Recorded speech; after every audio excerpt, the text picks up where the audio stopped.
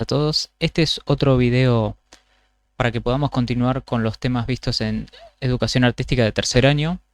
Ahora vamos a explicar cómo utilizar la función buscar_b, cuál es su sintaxis y cuál es su aplicación. Lo vamos a hacer de manera rápida ya que tuvimos la clase virtual, entonces va a ser todo más fluido. Supongo que lo han entendido durante la clase y si no, esto les servirá a forma de repaso. La función buscar_b en sí es una función de búsqueda de datos. Entonces, por lo tanto, si yo voy a buscar algún dato, necesito de por sí tener algún lugar en donde buscarlos. Generalmente se utiliza cuando yo estoy trabajando con una base de datos en donde hay varios valores distribuidos de manera uniforme o no en una hoja de Excel. Por ejemplo, esta va a ser mi base de datos, es bastante acotada, pero yo igualmente voy a utilizar la función buscar_b para automatizar los procesos y hacer una búsqueda mucho más acelerada que si lo tuviera que hacer a mano.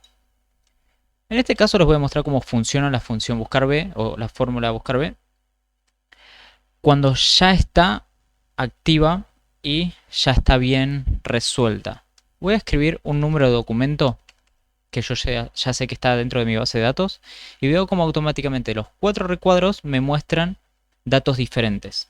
Todos los extraje de la misma tabla o de la misma matriz de datos. Y en cada uno de estos recuadros utilicé la fórmula buscar_b.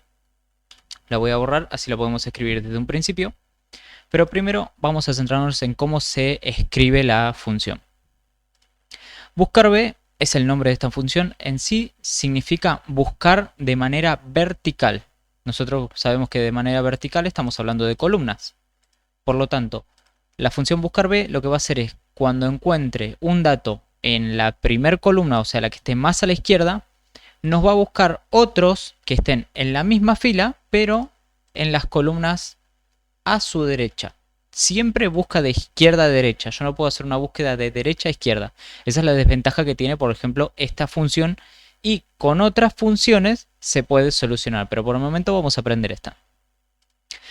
Se divide en 4 argumentos. El primero se llama valor buscado, el segundo matriz de búsqueda, el tercero indicador de columna y el cuarto tipo de coincidencia. Vamos a arrancar ya escribiendo directamente la función, así se entiende mucho mejor cuando la vaya explicando. Voy a escribir buscar_b y abrir el paréntesis como me dice acá el primer recuadro.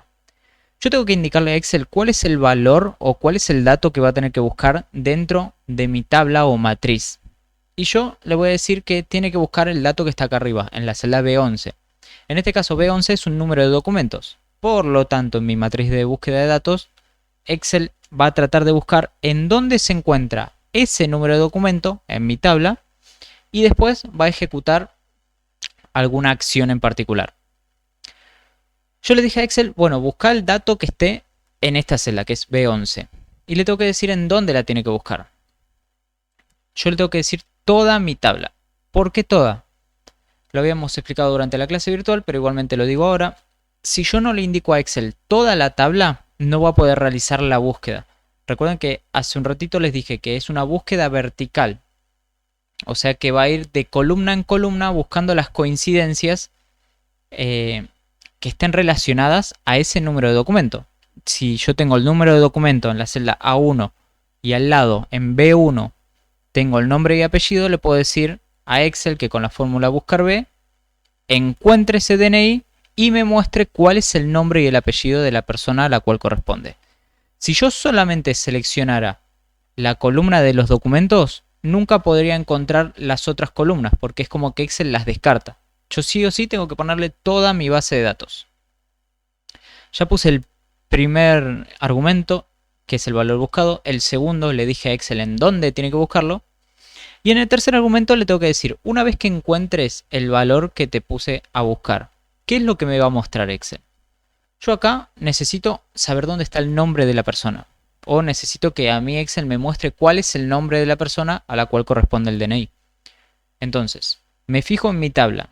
En la primera columna aparecen los números de documento.